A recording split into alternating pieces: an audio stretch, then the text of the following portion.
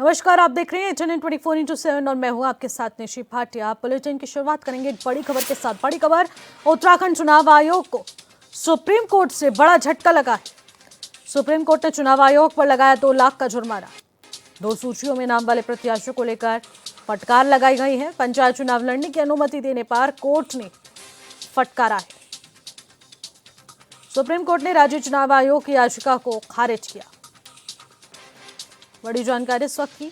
2 सूचियों में नाम होने पर सुप्रीम कोर्ट ने चुनाव आयोग को फटकार लगाई और 2 लाख रुपए का जुर्माना भी लगाया है।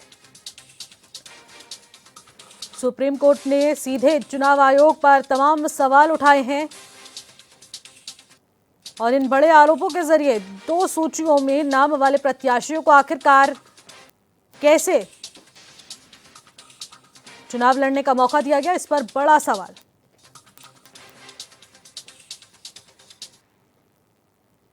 एक और बड़ी खबर आ रही है। धराली आपदा में लापता हुए 67 लोग, सभी को जारी होंगे मृत्यु प्रमाण पत्र। केंद्र सरकार ने मंजूरी दे दी है। 67 लोगों का आज तक कोई पता नहीं लग पाया है। परिवार को अब आर्थिक सहायता भी दी जाएगी। 51 दिन बाद भी लापता लोगों का अभी तक कोई अता पता नहीं। अब 67 लोगों को मृत्यु प्रमाण पत्र जारी होंगे। केंद्र से मंजूरी मिल चुकी है और इसी के बाद अब परिवारों को आर्थिक सहायता भी दी जाएगी। बड़ी जानकारी है इस वक्त की।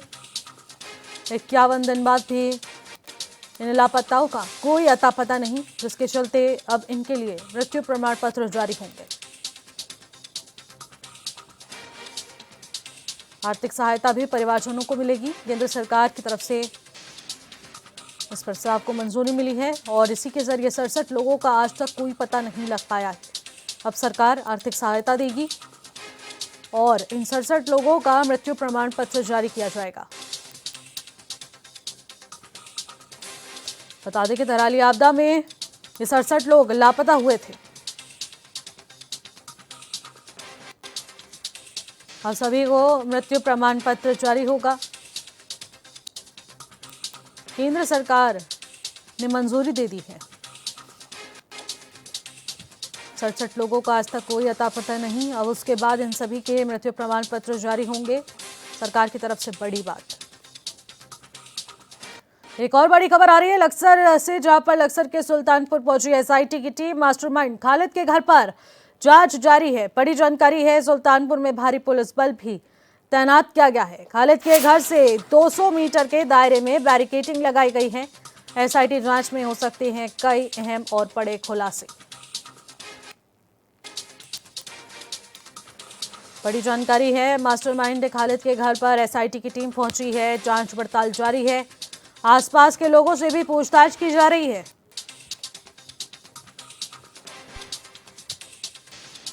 SIT टीम का गठन किया था और आज पहली बार SIT टीम के जितने भी अधिकारी वो आज खालिद के घर पे आए हैं और जांच प्रक्रिया जारी है और इतना ही मेरे संज्ञान में। परिवार के कौन कौन लोग इसमें शामिल हैं, अंदर फिलहाल घर में जिनसे पूछताछ की जा रही है? परिवार में जो और लोग हैं जो खालिद के घर में हैं, परिवार में बहने हैं, वो सब लोग घर में मौजूद तफ्तीश। खबरों में आगे बढ़ेंगे। शनिवार को हरिद्वार पहुंचकर मुख्यमंत्री पुष्कर सिंह धामी ने GST बचत उत्सव के चलते हर की पैड़ी बाजार में कई दुकानों का भ्रमण किया। इस दौरान उन्होंने व्यापारियों और दुकानदारों से मिलकर फीडबैक लिया और सभी में घटे हुए GST का लाभ आमजन तक पहुंचाने का आग्रह किया है। उन्होंने स्वदेशी उत्पादों को बढ़ावा देने और आत्मनिर्भर भारत अभियान में भागीदारी सुनिश्चित करने का भी आग्रह किया।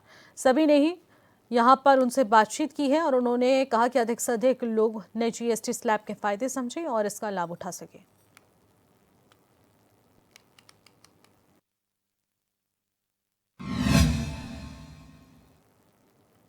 सीएम धामी हरिद्वार के जूना अखाड़े स्थित माया देवी मंदिर पहुंचे, जहां उनका साधु संतों ने जोरदार स्वागत किया और आशीर्वाद दिया।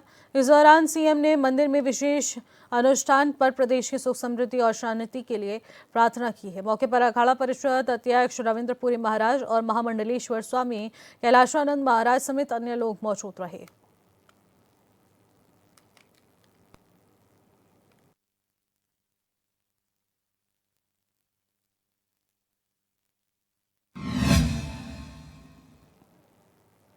अगली खबर देहरादून से है, जहां पर जिलाधिकारी सविन बंसल ने भंडारी बाग रेलवे ओवरब्रिज कार्यों का स्थलीय निरीक्षण किया है और धीमी गति पर नाराजगी जताते हुए उन्होंने कार्यदायी संस्था को फटकार लगाई और निर्माण में तेजी लाने के निर्देश दिए। उन्होंने कहा कि यह परियोजना मुख्यमंत्री की प्राथमिकताओं में शामिल है, इसीलिए लापरवाही इसमें बिल्कुल भी क्षम्य नहीं होगी। टीएम ने स्पष्ट किया है कि निर्माण नियत समय पर पूर्ण होना चाहिए। मॉनिटरिंग के लिए एसडीएम सदर और एक्सियन लोनीवी को नोडल अधिकारी नामित किया गया है, जो कि रेलवे अधिकारियों के साथ गार्ज ब्रिज और प्लेसमेंट और अन्य कार्यों की क्लोज मॉनिटरिंग करेंगे।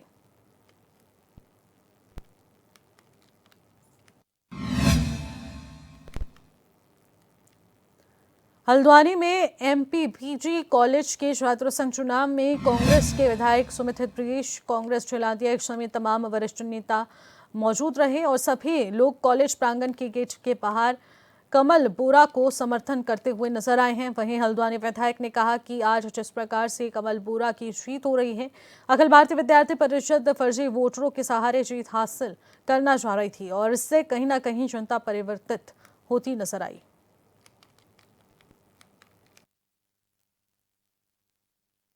85 और 90 से चुनाव लड़ाते हुए आए हैं कॉलेज में एनएसवाई को, और एनएसवाई हर बार जीती है। कभी कभी कुछ हो जाती थी तो हार जाती थी, मगर इस बार जो पेपर लीक और जो चोरी चल रहा है उत्तराखंड में आप देख ही रहे हैं। इसी उससे हम कमल बोरा को जिताने आए हैं कि लोगों की छात्र छात्राओं की आवाज वो सड़कों में उठाएगा, महाविद्यालयों में उठाएगा, कुमाऊं यूनिवर्सिटी में उठाएगा। बस इसी से हम लोगों से एनएसवाई के उसमें प्रत्याशी के उसमें अपील कर रहे हैं कि कमल बोरा को भारी बहुमतों से विजय बनाए। और स्वच्छ छवि वाला है, कर्मठ है, जुझारू है, युवा है।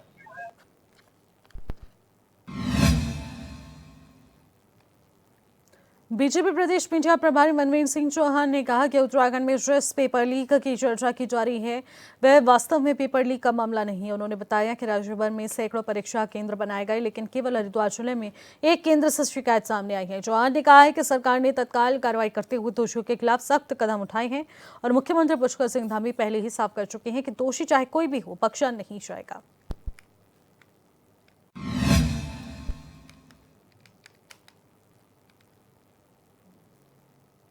की जो बात कर रहे हैं, पहली बात तो ये पेपर लीक नहीं हुआ है, क्योंकि प्रदेश के अंदर सैकड़ों परीक्षा केंद्र इस परीक्षा को संचालित करने के लिए बनाए गए थे।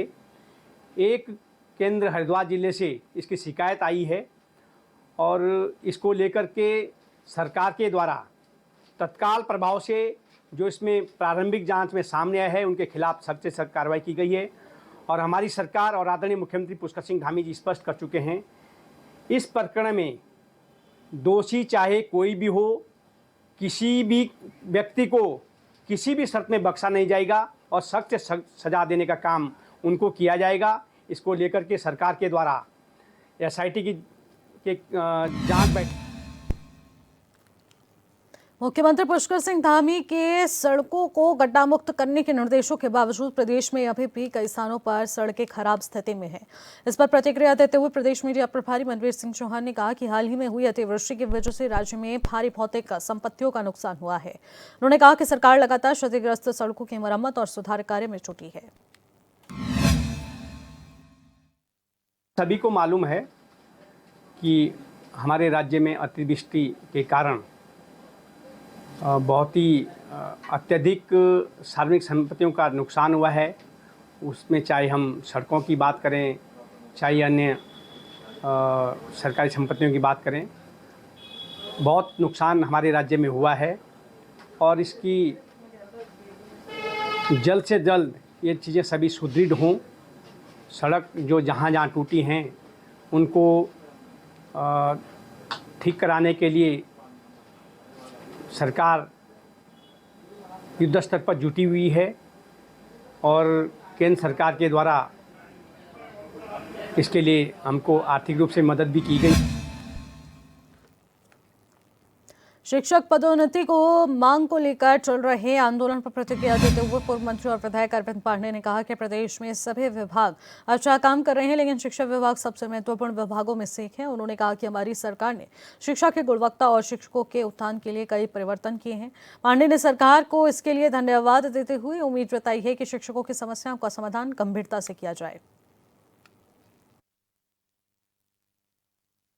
इस प्रदेश की सभी विभाग महत्वपूर्ण हैं, लेकिन 2-3 विभाग अति महत्वपूर्ण हैं, जिनमें से एक प्रमुख विभाग शिक्षा विभाग है। और शिक्षा विभाग में हमारी सरकार नित्य नए शिक्षा की क्वालिटी के लिए, शिक्षकों के उत्थान के लिए काफ़ी परिवर्तन किए हैं। तो मैं अपनी सरकार को इसके लिए धन्यवाद दूंगा और इसके साथ साथ यह भी उम्मीद करता हूं कि शिक्षकों की समस्याओं का समाधान हमारी सरकार गंभीरता से करेगी। हमारे मुख्यमंत्री जी हैं, विभागीय मंत्री जी हैं, मेरी जानकारी में है कि निरंतर उनकी बैठकें चल रही हैं कि शिक्षकों के इस आंदोलन को शायद सम्मान समाप्त किया जाए और शिक्षकों का सम्मान रखा जाए। मुझे विश्वास है। हल्द्वानी में चुनाव के अंतिम दौर में अखिल भारतीय विद्यार्थी परिषद के लोग जुलूस निकाल रहे थे और तभी पुलिस ने उन्हें रोका तो पुलिस और छात्रों के बीच धक्का मुक्की हो गई। उनका आरोप है कि पुलिस हम लोगों को जबरन रोक रही है। वहीं तर्जुमा मंत्री शंकर कोरंगा ने कहा है कि एबीवीपी के लोगों की ओर से किसी भी प्रकार की कोई बदसलूकी नहीं की जा रही है और चुनाव को शांतिपूर्ण तरीके से कराया जा रहा है। पुलिस गुंडागर्दी कर रही है।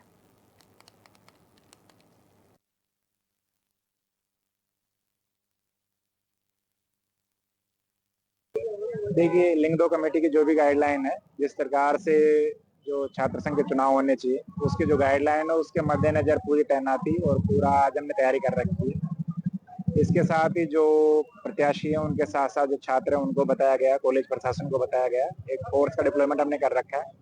अगर किसी के द्वारा भी शांति व्यवस्था भंग करने की कोशिश की जाती है तो पुलिस ऐसे लोगों को सख्ती से डील करेगी। सर, यहाँ पे विश्वमित विधायक कांग्रेस की भाजपा दोनों ही आमने सामने यहाँ पे देखिए, किसी को भी कॉलेज के आसपास अलाउ है नहीं है यहाँ पर, क्योंकि यहाँ सिर्फ छात्र और जो सिर्फ वोट देने के लिए जो छात्र आ रहे हैं वो ही आ सकते हैं, उसके अलावा किसी को अलाउ नहीं करेंगे। देखिए, ऐसा कुछ भी नहीं है। विद्यार्थी परिषद के कार्यकर्ता बहुत शालीनता से काम करते हैं और मैं विद्यार्थी परिषद में रहा और आपने देखा होगा पिछले 20 से 25 सालों में लगातार हर बार इलेक्शन में हम लोग आते हैं, कोई नई बात नहीं है। और दूसरी बात, मैंने देखा कि मुझे जानकारी भी हल्द्वानी के स्थानीय विधायक वहाँ पर कुर्सी लगा के बैठे हैं सुबह। नहीं, विद्यार्थी परिषद का कार्यकर्ता शांतिपूर्ण मतदान के पक्ष में है और शांतिपूर्ण मतदान करने के लिए प्रेरित कर रहा है। ऐसी कोई भी हरकत विद्यार्थी परिषद के कार्यकर्ता द्वारा नहीं की जा रही है। जिस छात्र संगठन एनएसयूआई वो समझ गई है कि उसकी हार सुनिश्चित है, इसलिए उनके द्वारा हमारे कार्यकर्ता और सामान्य छात्रों को वोट डालने के लिए उनके ऊपर पत्थरबाजी की जा रही, जो निंदनीय है। और विद्यार्थी परिषद का कार्यकर्ता शांतिपूर्ण मतदान हो इसके पक्ष में है। और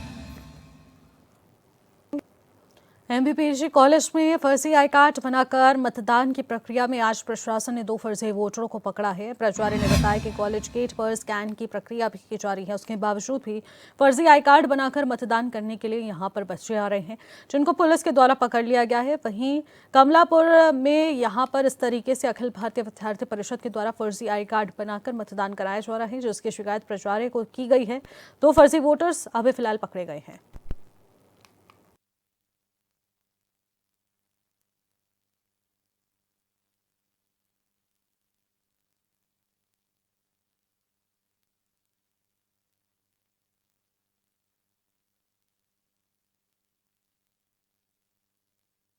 दो लड़कों के जो कि विरोधी, अभी पता नहीं कितने घूम रहे होंगे।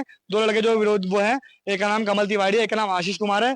जब उनका वहां जाके आई कार्ड चेक करवाया तो एक के उसमें अमित कुमार लिखा हुआ है, फोटो अलग है, और एक के उसमें रोहित संबल लिखा हुआ है, जो क्या बोलते हैं वो तिवारी के उसमें लिखा हुआ है रोहित संबल, और उसकी फोटो अलग है। ये बताइए, ऐसे घूम रहे ना अभिकर्ता का वो लगा के घूम रहे व्हाइट वाला, वो कैसे घूम रहे हैं?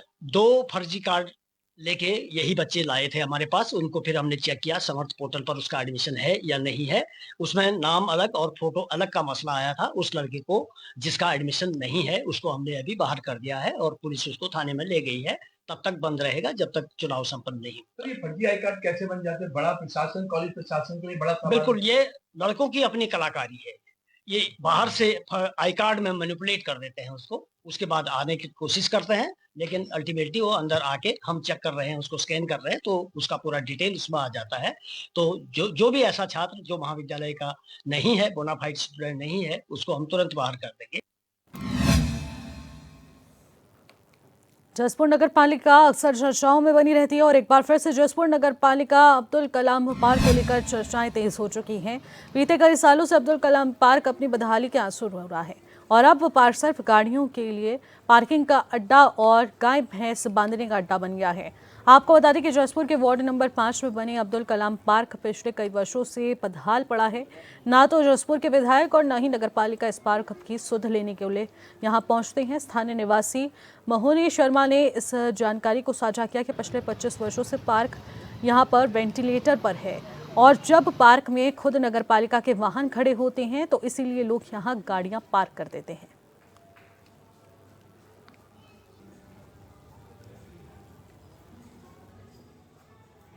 जो पशुओं का अड्डा है, एक हमारे पूर्व मेंबर हैं, उनके पशु बंधे रहते हैं। हमने उन पर कई बार कार्रवाई करने का आदेश भी दिए और हमने उन्हें कई बार समझाया भी, हमारी नगर पालिका की टीम समझा के भी आई और वहां पे समय समय पर हम सफाई भी कराते हैं। नोटिस के आप सीधी एफआईआर करेंगे उनके ऊपर, अगर उनमें पशु बांध दिए तो उन्होंने या कोई व्यवस्था में अपना वाहन खड़ा कर दिया तो।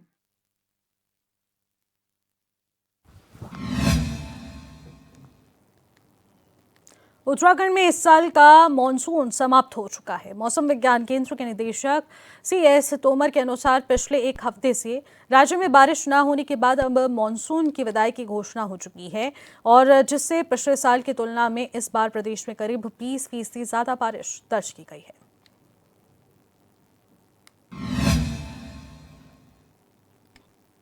विदाई हो गया है तो ओवरऑल जो इस सीज़न में 1412 मिलीमीटर बारिश मिला है, जो कि नॉर्मल से लगभग 22% ज़्यादा है। और इसमें जो मुख्यतः हमको जो ज़िले हैं जहाँ पे हमको लार्ज एक्सेस रेनफॉल मिला है, 2 ज़िले रहे हैं जहाँ पे नॉर्मल से +60% और मोर बारिश रहा है। वो है बागेश्वर में, बागेश्वर ज़िला और चमोली ज़िला। बागेश्वर में 284 मिलीमीटर के आसपास बारिश मिली है और इसके बाद जो मैक्सिमम बारिश हमको मिला है वो देहरादून जिला है, जैसे 1972 मिलीमीटर के आसपास हमको जहाँ पे